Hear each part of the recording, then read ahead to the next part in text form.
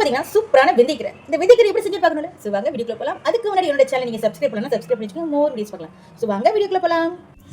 Hi friends, வணக்கம், நமஸ்தே. நீங்களா எப்படி இருக்கீங்க? நல்லா இருக்கீங்க, சந்தோஷமா இருக்கீங்க நினைக்கிறேன், நம்புறேன். நல்லதே நினைப்போம், நல்லதே நடக்குங்க. என்னடா எடுத்து வச்சுருக்கேன் பார்க்குறீங்களா? இன்றைக்கி வந்து வெந்தயக்கீரை செய்யலாம் எடுத்து வச்சிருக்கேன். ஆனால் அதுக்கு முன்னாடி நம்ம குடும்பத்தில் இருக்க அனைவருக்குமே மகளிர் தின நல்வாழ்த்துக்கள்ங்க. ஒவ்வொரு லேடிஸ்க்குமே வந்து பார்த்தீங்கன்னா ஒவ்வொரு ஃபேமிலிக்குமே வந்து பேக் போனாக இருக்கட்டும், எல்லா ஒரு விஷயத்தையும் வந்து லேடிஸ் தான் வந்து நம்ம வந்து சப்போர்ட்டிவாக இருக்கும் அவங்களுக்கு. ஸோ அதனால் நம்ம குடும்பத்தில் இருக்க அனைவருக்குமே மகளிர் தின நல்வாழ்த்துக்கள். ஸோ வாங்க வீடியோக்குள்ள போகலாம். இது பார்த்தீங்கன்னா வெந்தயக்கீரை. மும்பையில் பார்த்தீங்கன்னா நிறைய வெந்தயக்கீரை கிடைக்குங்க. இங்கே வந்து கொஞ்சம் ரேராக தான் எனக்கு கிடைக்கி. எனக்கு இந்த பக்கத்தில் கிடைக்க மாட்டேங்க, உங்கள் ஏரியாவில் கிடைக்கணும்னு நீங்கள் சொல்லுங்கள். எனக்கு பார்த்தீங்கன்னா இருக்க வெந்தயக்கீரை வந்து நல்லா வாஷ் பண்ணிட்டு சின்னதாக கொஞ்சம் கட் பண்ணி வச்சிருக்கேன். இந்த வெந்தயக்கீரை பார்த்தீங்கன்னா அப்படி தான் இருக்கும், உங்களுக்கு தெரியும். பெரும்பாலும் ஓரளவுக்கு இது கொஞ்சம் பெரிய இலையாக இருக்கும். ஆனால் இப்போ இங்கே இருக்க வெந்தயக்கீரை நம்ம வீட்டில் முளைக்க போட்டோம்னா அது சின்ன சின்னதாக வர மாதிரி இருக்கும். ஸோ அதை நான் வாஷ் பண்ணி கட் பண்ணிவிட்டு அதுக்கப்புறம் எடுத்து வச்சிருக்கேன். அப்புறம் பார்த்தீங்கன்னா ஸ்டைலில் வச்சுக்கிறோம். அப்புறம் பார்த்தீங்கன்னா இது வந்து பார்த்தீங்கன்னா சிறுபருப்பு இல்லையா, அது வந்து ஒரு 1 டேபிள் ஸ்பூனு, ஒரு 3 பல் பூண்டு வந்து நான் நச்சு வச்சுருக்கேன், ஒரு தக்காளி, ஒரு 3 மிளகா, ஒரு வெங்காயம்னாங்க. அப்புறம் இதுக்கு தேவையான அளவுக்கு தேங்காய், அவ்வளோதான். இது ரொம்ப சிம்பிளாக இருக்கும், ஆனால் டேஸ்ட் அட்டகாசமாக இருக்கும். நான் எப்பவுமே சிம்பிள் இந்த மாதிரி பண்ணுறதுனால ஸோ வாங்க இது எப்படி செய்யலாம் சொல்லி பார்க்கலாம். ஸோ வாங்க வீடியோக்குள்ள போகலாம். இப்போ பார்த்தீங்கன்னா நான் ஒரு 3 டேபிள் ஸ்பூன் அளவுக்கு வந்து எண்ணெய் விட்டுருக்கேங்க. நல்லா சூடாகிடுச்சு. கடுகு, சீரகம், நம்ம வச்சு இந்த பருப்பு வந்து வச்சுருக்கேன். நல்லா இருக்கும். அப்புறம் வந்து பூண்டு. ஒரு சிலவங்க வந்து பூண்டு சேர்க்க மாட்டாங்க கீரையில். நான் வந்து பூண்டு சேர்த்தேன். ஏன்னா ஒரு சில கீரை வந்து என்ன செய்யணும், நமக்கு ஒரு கேஸ் ஃபார்ம் ஆகிற மாதிரி ஆக்கி விட்டுரும். ஸோ அதனால் இப்போ கொஞ்சம் சொல்லி காயும். அப்புறம் நம்ம வச்சுருந்த பச்சை மிளகாய், வெங்காயம், இதை நல்லா நான் வதக்க போகிறேன்.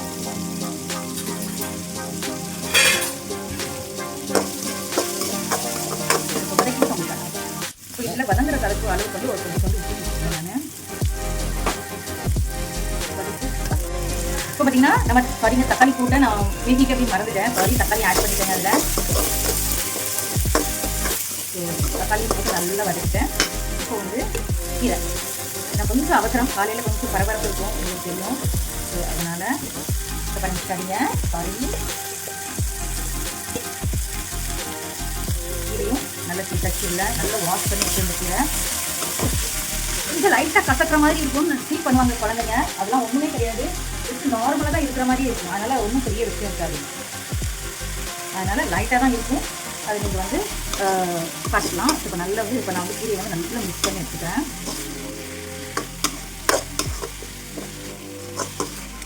பாருங்கள், நிறைய கீரை போட்ட மாதிரி இருந்துச்சு இல்லையா? இவ்வளோ தான் இருக்குது கீரை. கீரையை பொறுத்த வரைக்கும் உங்களுக்கு எல்லாத்துக்கும் பெரும்பாலும் தெரிஞ்சிருக்கும். கீரை போட்டு நம்ம நிறைய போட்டோம்னா சின்னோன்னு ஆயிடுவோம். பாருங்கள், இப்போ வந்து இது கொஞ்சம் வேக வைக்கணும் இல்லையா? அதனால் நான் வந்து ஒரு 1/2 கப் அளவுக்கு வந்து தண்ணி விட்டுக்கிறேன். ஒரு 1/2 டம்ளர் வச்சுக்கோங்களேன். உடனே சொல்லுவாங்க கீரையை வந்து மூடி போட்டு வேக வைக்கக்கூடாதுன்னு சொல்லுவாங்க. பட் நான் மூடி போட்டு தான் வேக வைப்பேன். அப்புறம் கொஞ்சம் சீக்கிரமாகவே வேகும். அதனால் கொஞ்சம் தண்ணி எடுத்துக்கிறேன். கொஞ்சம் தண்ணி செஞ்சு இருக்கும். லைட்டாக அந்த கீரை மேலே இருக்குது இல்லையா, அந்த வெங்காயத்தையும் எடுத்துக்கிட்டோம். எல்லாத்தையும் எடுத்து நான் வந்து உப்பு அப்பளம் போட்டேன் இல்லையா, அந்த உப்பு தான். அதுக்கப்புறம் நான் எக்ஸ்ட்ரா உப்பு சேர்க்கலை, நான் அதையும் சொல்லிடுறேன். இப்போ தான் சேர்க்க போகிறேன். கொஞ்சம் உப்பு பார்த்து போடுங்க, இல்லைன்னா கடுத்துரும் கீரை. ஒரு 1/2 டீஸ்பூன் வந்து நான் போட்டிருக்கேன். ஒரு அட்டை நல்லா மிக்ஸ் பண்ணிடுறேன்.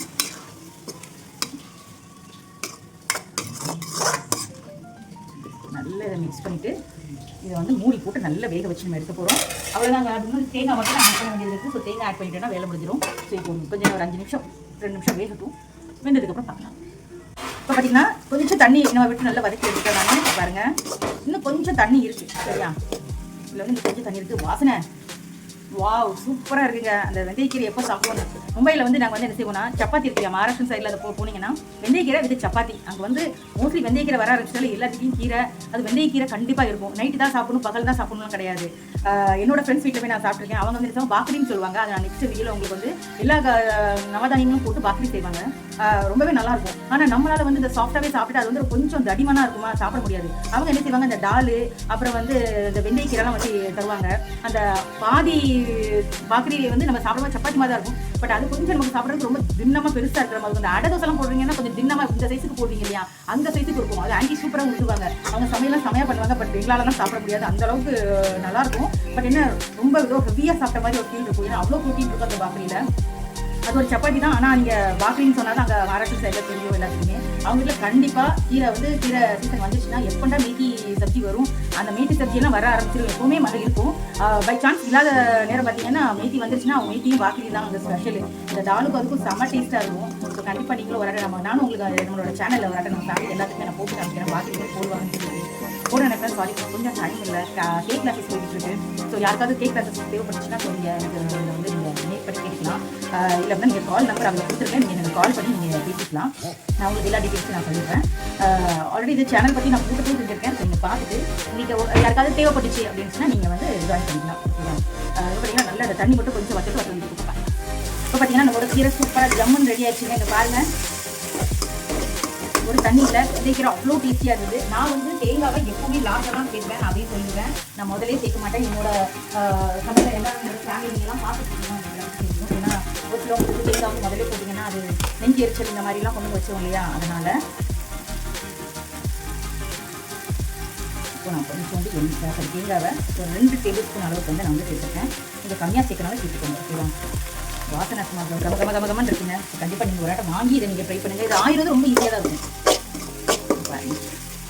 அதுதான் சூப்பராக நம்மளோட வெந்தயக்கீரை ரெடிங்க. ஜம்முன்னு சாப்பிட்டு ஜம்முன்னு என்ஜாய் பண்ணலாம். இன்றைக்கி மத்தியானம் ஒரு பொடி தான். உண்மையில் எனக்கு வெந்தயக்கீரை ரொம்ப ரொம்ப ரொம்ப ரொம்ப பிடிக்கும். அதனால தான் கொஞ்சம் அடுப்பை ஃபாஸ்ட்டாக வச்சுட்டு ஒரு பரட்டை பரட்டி விட்டுருவேன். உப்பு பாப்பியான்னு கேட்பீங்க. உப்பு கரெக்டாக இருக்குங்க. எனக்கு எக்ஸ்ட்ரா நான் ரொம்ப உப்பு எடுத்துக்க மாட்டேன். எடுப்பேன்னா கரெக்டாக இருந்தால் போதும் நமக்கு. எக்ஸ்ட்ரா ரொம்ப போட்டு தகட்டுற மாதிரி உப்பு கிடைக்கிற மாதிரி வைக்க மாட்டேன். எனக்கு இந்த உப்பு போதும், எனக்கு தேவையான அளவுக்கு உப்பு கிடைக்கும். ஸோ வாங்க டக்குன்னு ஸ்டவ் பண்ண ஆரம்பிச்சிடலாம் நம்மளோட வெந்தயக்கீரை. இப்போ பார்த்தீங்கன்னா நான் வந்து சிம்பிளாக இன்றைக்கி டால் தான் வச்சுருக்கேன். டால் கூட நம்மளோட ஃபேவரட் வெந்தயக்கீரை.